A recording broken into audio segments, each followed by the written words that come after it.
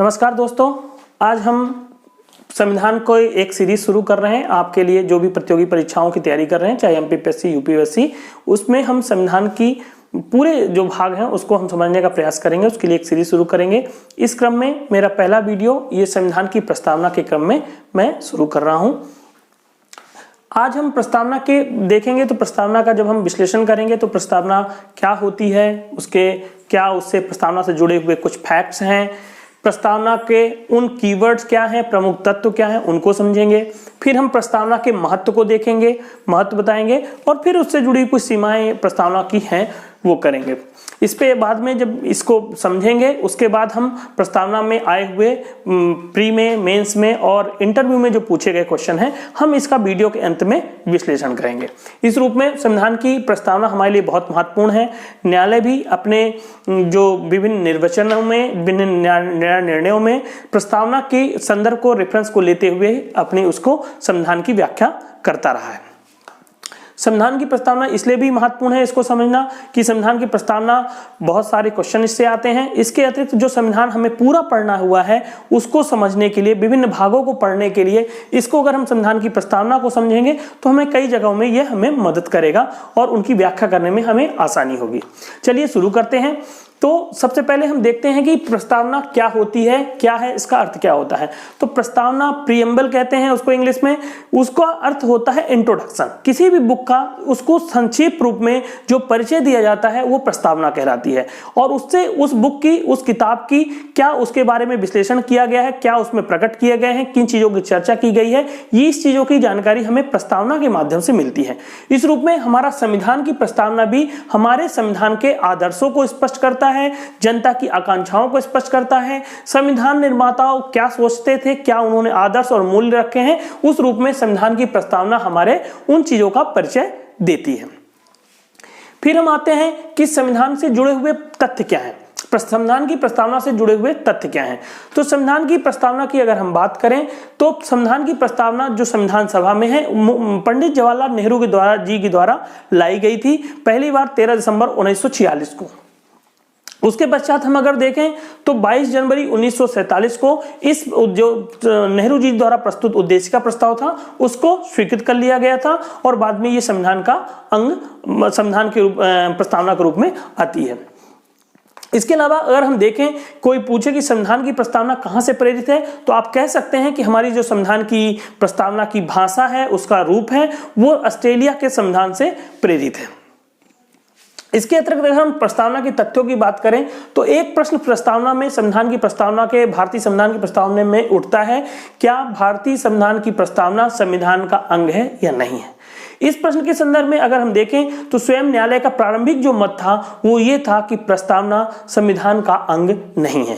और इस रूप में जो न्यायालय का बेरूवाड़ी मामला 1960 का आता है उसमें सर्वोच्च न्यायालय ने स्पष्ट किया कि जो संविधान की प्रस्तावना है वो संविधान का अंग नहीं है। लेकिन बाद में सर्वोच्च न्यायालय ने, अगर हम देखते हैं केशवानंद भारती मामला आता है 1973 में, उसमें सर्वोच्च न्यायालय ने अपने पूर्व मत को उलटते हुए स्पष्ट कर दिया कि प्रस्तावना जो है भारतीय संविधान की वह संविधान का भाग है, संविधान का अंग है। इसके अतिरिक्त तो हम ये स्टैंड ले सकते हैं कि प्रस्तावना, अगर हमसे कोई क्वेश्चन पूछता है कि क्या संविधान का अंग है या नहीं है, तो आज के रूप में हम इसको कह लेते हैं कि प्रस्तावना संविधान का अंग है। इससे जुड़ा हुआ दूसरा तथ्य यह है, क्या प्रस्तावना संविधान की संशोधनी है या नहीं, अर्थात उसमें संविधान की प्रस्तावना में संशोधन किया जा सकता है अथवा नहीं। इसमें भी सुप्रीम कोर्ट ने स्पष्ट किया, चूंकि उसने अंग मान लिया था इसलिए माना कि अन्य भागों की तरह संविधान की प्रस्तावना में भी संशोधन किया जा सकता है। और इसको हम ये देखते हैं इसका अगले रूप में कि 42वें संविधान में संशोधन द्वारा प्रस्तावना में संशोधन किया गया। और संशोधन के द्वारा जो इसमें हम वर्ड शब्द देखते हैं, समाजवादी, पंथ निरपेक्ष और अखंडता शब्द, ये 3 शब्द 42वें संविधान संशोधन से हमारी प्रस्तावना में जोड़े गए। एक इसमें तथ्य आता है, एक प्रश्न ये उभरता है कि क्या संविधान की प्रस्तावना वाद योग्य है, न्यायालय में वाद योग्य है। अर्थात वाद योग्य से कहने से मतलब है कि कोई व्यक्ति प्रस्तावना के वाक्य जो इसमें शब्द आए हैं क्या उनको लेकर किसी अधिकारों की दावा जाकर न्यायालय में कर सकता है अथवा नहीं। इस संदर्भ में न्यायालय ने स्वयं स्पष्ट किया है कि संविधान की प्रस्तावना कोई वाद योग्य नहीं है। वैसे भी जब हम ये कह रहे हैं कि संविधान की प्रस्तावना एक परिचय मात्र है संविधान का, जो अन्य भागों में रखा गया है उसकी का परिचय ये देती है, तो इस रूप में हम सीधे तौर पे समझ सकते हैं कि न्यायालय में कोई भी व्यक्ति संविधान की प्रस्तावना को लेकर वाद दायर नहीं कर सकता, यानी सीधे तौर पे कहें तो यह वाद योग्य नहीं है। इसके अतिरिक्त एक तथ्य यह है कि संविधान की प्रस्तावना में कितने शब्द जोड़े गए, तो संविधान की प्रस्तावना में एक ही बार संशोधन हुआ और संशोधन के माध्यम से 3 शब्द जोड़े गए थे, समाजवादी, पंथ निरपेक्ष और अखंडता। ये 3 शब्द 82वें संविधान संशोधन द्वारा जोड़े गए। अब हम प्रस्तावना के अगले पक्ष में आते हैं कि प्रस्तावना के प्रमुख तत्व या की एलिमेंट्स क्या है और हम कैसे हमें प्रस्तावना उस चीजों के बारे में, संविधान के बारे में हमें परिचय कराती है। अगर हम इसको देखें तो सबसे पहला इसमें आता है हम भारत के लोग। इस शब्द में अगर हम ध्यान दें तो ये हमारे देश की संप्रभुता को बताता है कि संप्रभुता का स्रोत क्या है, सत्ता का स्रोत क्या है। इससे स्पष्ट हो रहा है कि सत्ता का स्रोत हमारे सत्ता कहाँ निहित है, भारतीय जनता में निहित है। अगला इसका कीवर्ड अगर हम देखें प्रस्तावना का, वो है संपूर्ण प्रभुत्व संपन्न, जिसको कहते हैं सोवरेन स्टेट, इंग्लिश में सोवरेन स्टेट कहते हैं, जिसका आशय रहता है कि जिस तरह से व्यक्ति की स्वतंत्रता होती है उसी तरह राष्ट्र की भी स्वतंत्रता होती है। और संपूर्ण प्रभुत्व संपन्न राष्ट्र वह राष्ट्र होता है जो अपने आंतरिक और बाह्य मामलों में निर्णय लेने के लिए पूर्ण तरह स्वतंत्र होता है, अर्थात वह किसी भी सत्ता के अधीन नहीं होता है। इसी क्रम में हम तीसरा प्रस्तावना का वर्ड लेते हैं समाजवादी। समाजवादी वास्तव में ये किसी भी राज्य की व्यवस्था की अर्थव्यवस्था को स्पष्ट रूप से स्पष्ट करता है, उसको बताता है। और समाजवादी अर्थव्यवस्था वह होती है जिसमें उत्पादन के साधन और स्वामी संपत्ति पर व्यक्तिगत संपत्ति का वो नहीं होता, और जो सार्वजनिक संसाधन होते हैं उत्पादन के, उस पर राज्य का कंट्रोल कितना है, ये इससे बताता है समाजवादी स्वरूप है। इसमें साम्यवादी व्यवस्था में संपूर्ण तरह से राज्य का स्वामित्व होता है, जबकि हमारी भारतीय जैसी लोकतंत्रात्मक समाजवादी प्रणाली में सीमित होता है कि राज्य की भूमिका होती है उत्पादन साधनों में और कुछ हद तक निजी क्षेत्र की भी भूमिका होती है। इसी क्रम में हम अगला वर्ड प्रस्तावना का लेते हैं पंथ निरपेक्ष। पंथ निरपेक्ष से तात्पर्य है सेकुलर स्टेट। सेकुलर स्टेट से मतलब है कि राज्य का कोई भी राष्ट्र धर्म नहीं है। यह स्पष्ट करता है कि भारत एक पंथ निरपेक्ष राष्ट्र है, अर्थात इस पे किसी भारत राष्ट्र का कोई भी अपना एक धर्म हम नहीं है। हम सभी धर्मों से तटस्थ भाव रखे हुए हैं और समानता, सभी धर्मों के प्रति समान भाव रखे हुए हैं। इस क्रम में हम पश्चिमी जो अवधारणा है धर्मनिरपेक्ष से थोड़ा सा स्लाइटली डिफरेंस है पंथ निरपेक्ष, जहां एकदम से होने के बाद हम सभी धर्मों के प्रति समानता का भाव रखते हैं, ये पंथ निरपेक्ष की अवधारणा है। अगला प्रस्तावना का कीवर्ड है लोकतंत्रात्मक। इससे हमें पता चलता है कि शासन की प्रणाली कैसी है। लोकतांत्रिक शासन प्रणाली, जैसा कि आप सभी जानते हैं, ऐसी शासन प्रणाली होती है जनता के द्वारा जनता के लिए शासन, यानी राष्ट्रांतरात्मक शासन प्रणाली के विपरीत लोकतांत्रिक शासन प्रणाली होती है। इसमें अगला कीवर्ड है गणराज्य शब्द, जिसका इंग्लिश पर्याय है रिपब्लिक। गणराज्य शब्द यह बताता है कि जो राष्ट्र का प्रमुख होता है, जैसा हमारे देश के क्रम में राष्ट्रपति हैं, वो वंशानुगत नहीं है, वंशानुगत न होते हुए निर्वाचित है। और जब कोई पद निर्वाचित होता है उसका अर्थ ही होता है उसका एक निश्चित कार्यकाल होता है। निश्चित कार्यकाल के उपरांत पुनः चुनाव होते हैं और दूसरा व्यक्ति उस पर पदासीन हो सकता है। आगे इसी क्रम में आता है कि नागरिकों को सामाजिक, आर्थिक, राजनीतिक न्याय। सामाजिक 3 तरह की न्याय की बात की गई है। इसमें सामाजिक न्याय से तात्पर्य यह है कि किसी भी व्यक्ति की जो रंग, रूप, जाति, वंश, लिंग जो आधार है, इसके आधार पर कोई विभेद नहीं किया जाएगा और समाज में किसी को भी वंशानुगत रूप से प्राधिकार नहीं दिया जाएगा। ये हमारी सामाजिक न्याय की बात करता है। दूसरा अवधारणा है आर्थिक न्याय। आर्थिक न्याय से तात्पर्य है कि आर्थिक परिस्थिति के आधार पर, अर्थात गरीब या अमीर के आधार पर किसी के साथ भेदभाव नहीं किया जाएगा। साथ ही राज्य आर्थिक विषमता के न्यून करने का प्रयास करेगा। जो उत्पादन के साधन है उस पर नियंत्रण रखते हुए आर्थिक विषमता को न्यून करते हुए आर्थिक न्याय स्थापित करेगा। अगला वर्ड है राजनीतिक न्याय। राजनीतिक न्याय से तात्पर्य, इसके भी 2 पहलू हैं। एक तो यह है कि सभी व्यक्तियों को मत देने का, यानी वोट देने का अधिकार है, इसमें कोई विभेद नहीं है। दूसरा, किसी भी राजनीतिक पद पर कोई भी व्यक्ति समान रूप से उस पद के लिए आवेदन कर सकता है, उस पद को प्राप्त कर सकता है। इसके संदर्भ में कोई भेदभाव नहीं है। इसके आगे इसमें स्वतंत्रता का वर्णन किया गया है। विचार, अभिव्यक्ति, विश्वास, धर्म, उपासना, 5 तरह की स्वतंत्रता का वर्णन किया गया है, जिसका मतलब व्यक्ति को इस तरह के अधिकार स्वतंत्रता के संदर्भ में प्रदान किए गए हैं, जो आप देखेंगे कि मूल अधिकारों में इसका प्रकटीकरण किया गया है, जो आर्टिकल 19 से 22 में स्वतंत्रता के अधिकार में स्पष्ट रूप से इसकी अभिव्यक्ति दी गई है। इसी क्रम में दो तरह की समता, प्रतिष्ठा एवं अवसर की समानता की बात कही है कि प्रतिष्ठा के आधार पर किसी को विशेषाधिकार नहीं प्राप्त होंगे, सभी व्यक्तियों की प्रतिष्ठा एक भारत के नागरिक के रूप में होगी और सभी को समान अवसर प्राप्त होंगे। यह भी हम देखेंगे कि मूल अधिकार में इसका वर्णन स्पष्ट रूप से आर्टिकल 14 से 18 तक इसका किया गया हुआ है। आगे प्रस्तावना का अंतिम कीवर्ड है व्यक्ति की गरिमा एवं राष्ट्र की अखंडता हेतु बंधुत्व को सुनिश्चित करना।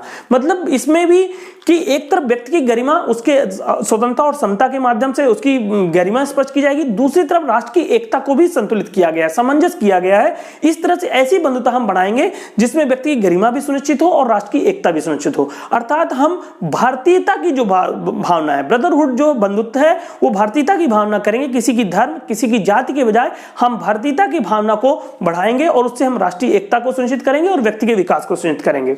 इसी क्रम में अगर हम देखें प्रस्तावना में अंतिम शब्द आते हैं अंगीकृत, अधिनियमित और आत्मार्पित। ये भी तीन कीवर्ड्स हैं, एक दूसरे से मिलते हुए शब्द हैं, शायद सामान्यतः इसमें अंतर नहीं स्पष्ट हो पाता है। अंगीकृत से मतलब होता है एडॉप्टेशन, हम किसी चीज को कहीं से एडॉप्ट करते हैं, लेते हैं, तो हमने कई चीजों से विचार करके समितियों के माध्यम से विचार विमर्श के बाद अंगीकृत किया। दूसरा शब्द है अधिनियमित। अधिनियमित शब्द लीगल टर्म्स है जो इसका मतलब इनैक्टमेंट, कि हमने प्राप्त किया फिर हमने उसको कानून की तरह पारित किया, मतलब वो अधिनियमित किया। और तीसरा वर्ड है आत्मार्पित। आत्मार्पित का मतलब होता है अपने आप को देना, गिव टू योरसेल्फ, मतलब अपने आप को ही हमने पहले अडॉप्ट किया, फिर हमने उसे पारित किया और फिर हमने अपने आप के यूज के लिए, उपयोग के लिए अपने ऊपर हमने लागू किया। तो ये इसके वर्ड है अंगीकृत, अधिनियमित और आत्मार्पित। इस क्रम में हम आगे देखें तो अब हम प्रस्तावना के महत्व की चर्चा करते हैं। तो प्रस्तावना की अगर हम चर्चा महत्व की बात करें तो इन्हीं चीजों में जो हमने विश्लेषण किया, इसी से हम उसके महत्व को विश्लेषित कर सकते हैं। इसमें सबसे पहले हम देखेंगे कि प्रस्तावना क्या बताती है। तो प्रस्तावना हमें संप्रभुता के स्रोत को बताती है। जो हम भारत के लोक शब्द हैं वो संप्रभुता की, भारतीय राज्य में संप्रभुता कहां पे निहित है, तो वो भारत के लोक प्रस्तावना से हमें स्पष्ट हो रहा है कि संप्रभुता जनता में निहित है। दूसरे रूप में देखते हैं कि लोकतंत्रात्मक, ये शब्द हमें भारत शासन की प्रणाली को बताता है कि शासन की प्रणाली का स्वरूप क्या है। तो शासन की प्रणाली लोकतांत्रिक है। राजतंत्र की विपरीत हमारी लोकतांत्रिक प्रणाली है। जैसा इसमें भी दो तरह की प्रणाली होती है, तो हमारी प्रणाली प्रातिनिधिक लोकतांत्रिक प्रणाली है, यानी हम जनता के प्रतिनिधि के माध्यम से शासन करते हैं। इसके अतिरिक्त प्रस्तावना यह भी बताती है कि शासन का स्वरूप कैसा है, और शासन का स्वरूप प्रस्तावना के रूप में बता रही है कि शासन हमारा राज्य का स्वरूप है संपूर्ण प्रभुत्व संपन्न है, समाजवादी राष्ट्र है, पंथ निरपेक्ष राष्ट्र है और गणराज्य है। इस रूप में ये हमारे शासन के राज्य के स्वरूप को भी स्पष्ट करती है। इसके अतिरिक्त जो ये प्रस्तावना है वो उद्देश्य को भी स्पष्ट करती है, शासन और प्रशासन के उद्देश्य को भी स्पष्ट करती है। अगर हम इस शब्द में देखें, जो स्वतंत्रता की अवधारणा है, समता की अवधारणा है, बंधुत्व की भावना है, इस सब ये हमारे लिए शासन और प्रशासन के उद्देश्य को भी प्रस्तावना यहाँ पर स्पष्ट करती है कि किन लक्ष्यों को, किन आदर्शों को, किन मूल्यों को हमें प्राप्त करना है, किन की तरफ से किन का ये को लेकर आगे चलना है।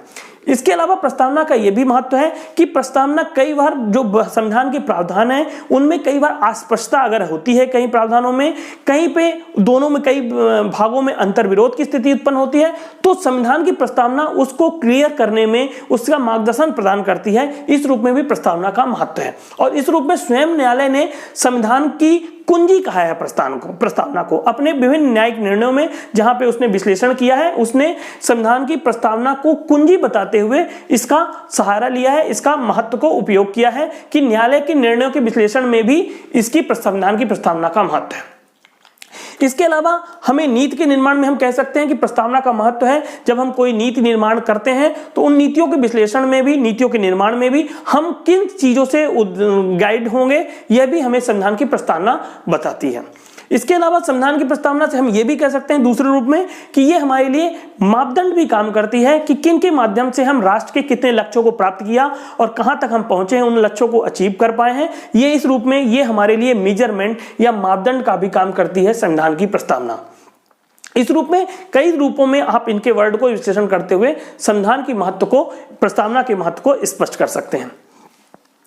इसका अगला पक्ष है सीमाएं या आलोचना। आलोचना हम देखते हैं, हम सीधे तौर पे ये नहीं कहेंगे कि प्रस्तावना की कोई आलोचना होती है, लेकिन कई लोग इसको आलोचना के रूप में प्रस्तुत करते हैं। जैसे उसकी एक आलोचना की जाती है कि प्रस्तावना जो है उसको न्यायालय में कोई व्यक्ति वाद के रूप में नहीं ला सकता, उससे कोई अधिकारों के रूप में उसको प्रस्तुत नहीं कर सकता है, और साथ में इससे कोई शक्ति या नागरिकों को नहीं प्राप्त होती। इस रूप में आलोचना कई बार की जाती है।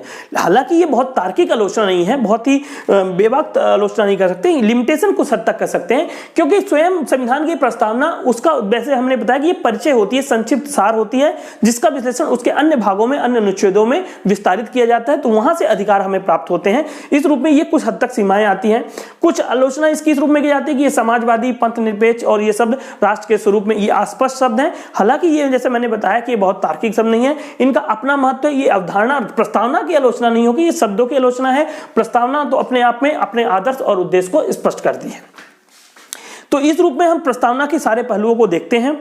अब अगर हम इसके प्रश्नों को देखें कि इसमें किस तरह के प्रश्न आए हैं, तो जब भी हम कोई तैयारी करें, किसी भी टॉपिक की तैयारी करें, किसी भी विषय में करें, तो हम जब भी टॉपिक को देखें तो उसमें देखें कि उसके प्रारंभिक परीक्षा में क्या क्वेश्चन है, मेंस में उस तरह किस तरह क्वेश्चन पूछे गए हैं, और किस तरह से इंटरव्यू में भी उस तरह से क्वेश्चन आते हैं। कभी भी तैयारी अलग तरह से न करते हुए होलिस्टिक की जाती है, क्योंकि कहीं भी कोई प्रश्न आता है। इसमें प्री में देखो तो जैसा हमने बताया कि उद्देश्य प्रस्ताव किसके द्वारा लाया गया, जैसा बताया पंडित जवाहरलाल नेहरू जी के द्वारा लाया गया। इसकी डेट की भी बात कर सकती है, कब लाया गया, कब स्वीकृत किया गया। इसके ये कह सकती है कि संविधान की, हमारे भारतीय संविधान की प्रस्तावना कहाँ से प्रेरित है। इस रूप में हम कह सकते हैं कि ऑस्ट्रेलिया से, जैसे हमने बताया। इसके अलावा एक प्रश्न प्री में बहुत क्वेश्चन बनाया कि किस संविधान संशोधन से इसमें शब्द जोड़े गए, वो आप बता सकते हैं। 42वें संविधान संशोधन से जोड़े गए। कौन कौन से शब्द जोड़े गए, ये भी प्रश्न पूछा है, वो आप देख सकते हैं। कई बार इनके जो कीवर्ड्स हैं उनका देते हुए प्री में ये क्वेश्चन आ सकता है, ये आया है कई जगह कि उसके क्रम को सजाइए, तो ये आपको पता होना चाहिए किस क्रम में आए हैं, तो ये हो सकता है। क्या संविधान की प्रस्तावना संविधान का अंग है कि नहीं है, ये भी क्वेश्चन बन सकता है। संविधान की प्रस्तावना वाद योग्य है न्यायालय में कि नहीं है, जैसे हमने बताया वाद योग्य नहीं है, ऐसे क्वेश्चन बन सकते हैं। इसके अलावा कि प्रभुत्व, पंथ निरपेक्ष का क्या तात्पर्य, उस 4 विकल्प देख के, प्रभुत्व संपन्न को, गणराज्य होने का, इस तरह के इन कीवर्ड को देके, उसके 4 विकल्प देके प्रश्न पी के पूछे जाते रहे या पूछे जा सकते हैं। इस रूप में आप तैयार कर सकते हैं। अगर हम मेंस की बात करें तो सीधे सीधे प्रश्न बन सकता है कि संविधान की प्रस्तावना का महत्व लिखिए, संविधान का प्रस्तावना के तत्वों का विश्लेषण कीजिए, संविधान की प्रस्तावना को लिखिए। इस रूप में संविधान के और सीधे सीधे महत्व को उसको कुंजी की, संविधान प्रस्तावना संविधान की आत्मा है, प्रस्तावना संविधान की कुंजी है। इस रूप में आप इन्हीं के माध्यम से कि कैसे आत्मा है संविधान की आप बता सकते हैं, कैसे संविधान की कुंजी है। कुंजी का मतलब होता है कि किसी चीज की किसी उलझन को खोलना, ताले को खोलना, जिस तरह से हम करते हैं कुंजी को, उसी तरह ये संविधान के विभिन्न पक्षों को किस तरह से खोलती है, किस तरह से उसको स्पष्ट करती है। ये प्रस्तावना से ऐसे क्वेश्चनों का आप महत्व स्पष्ट कर सकते हैं। स्वयं न्यायालय ने इसको कुंजी कहा है, प्रस्तावना को संविधान की कुंजी बोला है। के.एम. मुंशी जी ने इसको, संविधान की प्रस्तावना के महत्व को रेखांकित करते हुए इसको राजनीतिक कुंडली भी कहा है। कुंडली का मतलब होता है जो भविष्य को बताती है, पास्ट को भी बताती है, मुख्य रूप से भविष्य को बताती है। तो मतलब हम बताती है कि हमारा राष्ट्र, प्रस्तावना ही बता देती है कि हम किस लक्ष्य की ओर जा रहे हैं, किस राह पे जा रहे हैं, किस मार्गदर्शन में जा रहे हैं। तो ऐसे क्वेश्चन पूछे जाते रहे हैं, पूछे जा सकते हैं, आप इसकी तैयारी कर सकते हैं। इसकी जो हमने बताया इसको आप अपने शब्दों में और लिखने का प्रयास कर सकते हैं। इसके अतिरिक्त इंटरव्यू में भी कई बार क्वेश्चन इन्हीं चीजों को कि सोवरेनिटी से आप क्या समझते हैं, या पंथ निरपेक्ष है, क्या भारत पंथ निरपेक्ष है या नहीं है, इस तरह के क्वेश्चन आ सकते हैं, पूछे जा सकते हैं इंटरव्यू में। प्रभुत्व संपन्न से, सोवरेनिटी से खासकर एक बहुत ही लॉजिकल क्वेश्चन कई बार पूछा गया है इंटरव्यू में कि क्या भारत जैसे यूएनओ का सदस्य हो गया है, डब्ल्यूटीओ का सदस्य हो गया है, राष्ट्रमंडल देशों का सदस्य, तो क्या अब भी प्रभुत्व संपन्न है हम, क्या हमारी उनके प्रावधान हम पे लागू होते तो कहीं हमारी प्रभुत्व संपन्न खंडित नहीं हुई है। तो दोस्तों इस पर स्पष्ट कर सकते हैं कि प्रभुत्व संपन्न से हमारे राष्ट्र की अखंडता नहीं खर्च होती, क्योंकि जब भी हम किसी भी देश की, किसी भी ट्रीटी की, किसी भी राष्ट्रीय अंतर्राष्ट्रीय संगठन का सदस्य बनते हैं, उसके प्रावधान हम पे लागू होते हैं, अन्य देशों की तरह हम पे भी लागू होते हैं।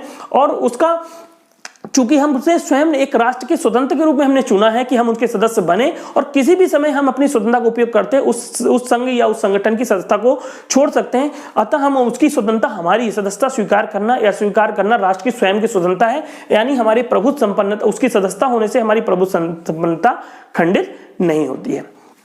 तो दोस्तों ये कुछ मैंने प्रयास किया संक्षिप्त में प्रस्तावना के सारे आयामों को क्लियर करने के लिए।